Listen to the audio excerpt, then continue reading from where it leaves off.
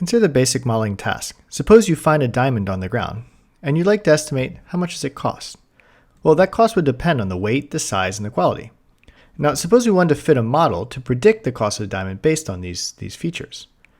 We might begin by collecting some data. So here's some data describing different diamonds, their carat, depth, table, and their corresponding price. So carat, depth, and table are features of the diamond, and price is the actual price. And the rows of this table correspond to individual diamonds. In case you didn't know anything about diamonds, and I certainly didn't, the carat is a unit of mass. So 1 carat is about 200 milligrams. It describes how heavy the diamond is. And then the depth and table are descriptions of the geometry of a diamond. So the first step in this process would be defining a model. So here our models can be a function from the features about a diamond, and this is in this case a 3-dimensional vector, to the price of the diamond, in this case a 1-dimensional vector. Now we have this theta. Theta is going to be our parameter vector as before, and theta is going to be in p dimensions, where p is the number of parameters in our model, and that'll depend on the choice of model. Now, the simplest model we might construct could be something like a constant model.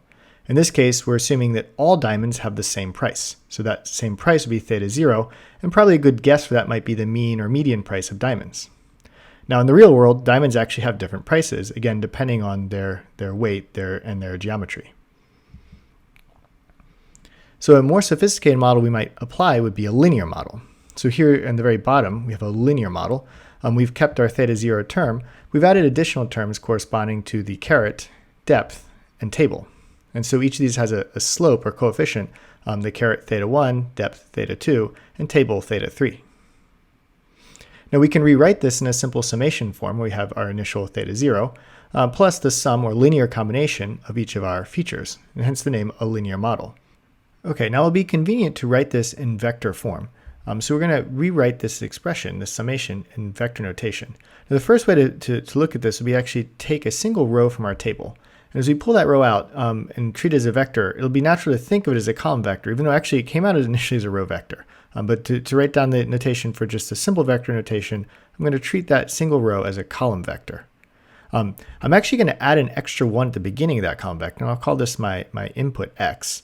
And now I can define my parameter vector theta as a single column vector, theta 0 through theta 3. Now, keep in mind, x and theta are both column vectors. And so to make a prediction, I just take x transpose times theta. And that looks like the following. So I've taken the column vector, I've rotated it back into row form. And now essentially I'm taking the inner product of this vector 1 plus the entries in my row, and the theta vector, theta 0 through theta 3.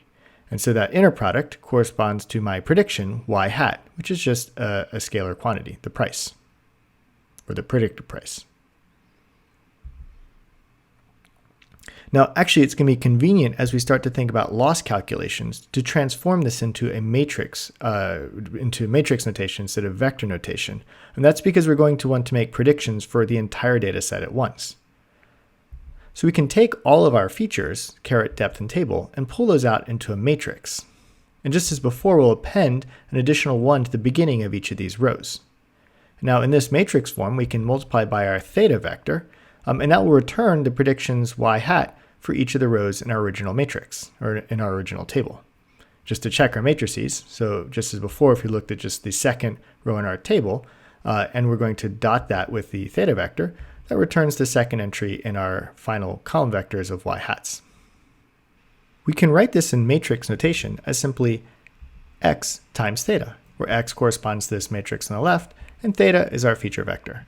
And that returns our predictions y hat, 1 for each row.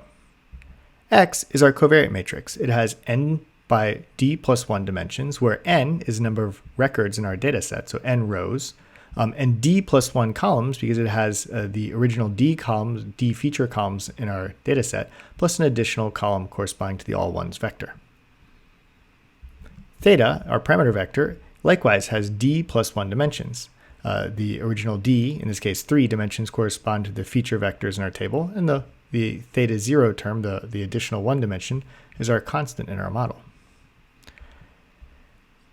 And then finally, y hat is our predictions vector.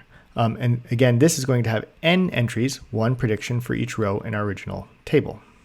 You'll notice some funny notation here. So I've used this scripted x and y, y hat, to indicate that these are going to be values corresponding to our entire data set and not to individual records. Now with this set up in place, we can go on to define the loss that we'd like to minimize and subsequently minimize the loss. We'll do that in the subsequent videos.